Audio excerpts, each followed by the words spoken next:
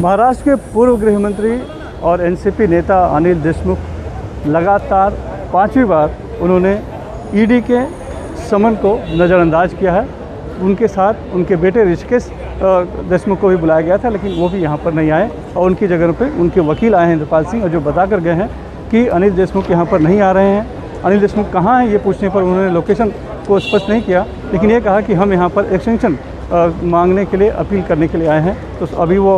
वहाँ ईडी दफ्तर में हैं और इस बीच ये 5वां समन है जिसको कि अनिल देशमुख ने नज़रअंदाज किया है, यानी वो नहीं आए हैं। इस दौरान वो लगातार कोशिश करते रहे कि अदालतों से उन्हें कहीं ना कहीं अंतरिम राहत मिले, यानी कि गिरफ्तारी से एक संरक्षण मिले, लेकिन उसमें कामयाब नहीं हो पाए। सुप्रीम कोर्ट ने भी किसी तरह का अंतरिम राहत देने से मना कर दिया, लिहाजा उसके बाद ईडी ने फिर से उन्हें समन किया था और पूछताछ के लिए बुलाया था। मामला जो है वो मनी लॉन्ड्रिंग के तहत ईडी जांच कर रही है। दरअसल एंटीलिया बम कांड होने के बाद जिस तरह से पूर्व मुंबई पुलिस आयुक्त परमवीर सिंह को तबादला किया गया, उन्हें होमगार्ड में भेज दिया गया, उसके बाद उन्होंने आरोप लगाया कि अनिल देशमुख ने सचिन वजह जो एपीआई हैं उनको 100 करोड़ रुपये वसूली का टारगेट दे रखा था और पब और बारों से वसूली करनी थी। इस आरोप के बाद सीबीआई ने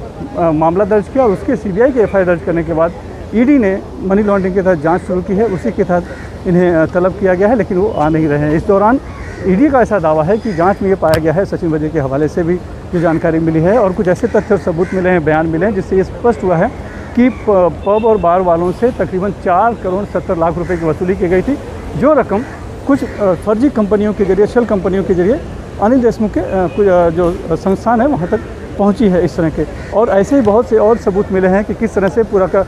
तबादलों में और अलग अलग जगहों में किस तरह से कुछ न कुछ धांधली हुई है। इसी वजह से लगभग 3 से 4 बार ईडी जो है बार बार उनके दफ्तर और घरों की तलाशी भी ले चुकी है, छापेमारी कर चुकी है,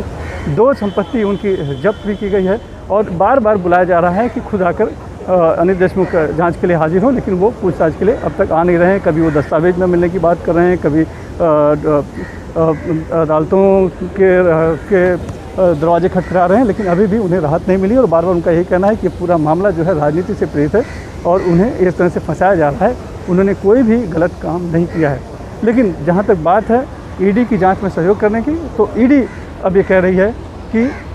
चूँकि वो बार बार आ नहीं रहे हैं तो स्वाभाविक तौर पर जांच में सहयोग नहीं कर रहे हैं, तो हो सकता है कि अगला कदम, अब चूँकि सुप्रीम कोर्ट से भी राहत नहीं मिली है, तो ईडी जो है अपनी ईडी विशेष अदालत से नॉन अवेलेबल वारंट निकलवाए और उनकी गिरफ्तारी की कोशिश करे और इसी से बचने की कोशिश में फ़िलहाल अनिल देशमुख लगे हुए हैं। अब अगला कदम उनका क्या होगा और किस तरह से उनके जो कानूनी सलाहकार हैं उन्हें बचा पाएंगे, ये रणनीति पर वो काम कर रहे हैं। और दूसरी तरफ उनके एक वकील यहाँ पर एक्सटेंशन की मांग करने के लिए आए हैं कि उन्हें अगली तारीख दी जाए और उन्हें, चूँकि सुप्रीम कोर्ट ने ये भी कहा है, भले अंतरिम राहत नहीं दी है, कि सीआरपीसी के तहत कुछ जो बचाव के रास्ते हैं आप उसे अपना सकते हैं, तो हो सकता है कि वो निचली अदालतों में जाएं और फिर से वहाँ से अंतरिम राहत की मांग करें। लेकिन इस दौरान जांच जो है वो बार बार ये अनिल देशमुख का आना टलता जा रहा है, जिसको लेकर अब हो सकता है कि ईडी कुछ सख्त रवैया अपनाए और कोशिश करे कि उनके खिलाफ गिरफ्तारी का वारंट निकालकर गिरफ्तार करने की। मुंबई से cameraman Praveen Dosa, Sunil Singh, NDTV India के लिए।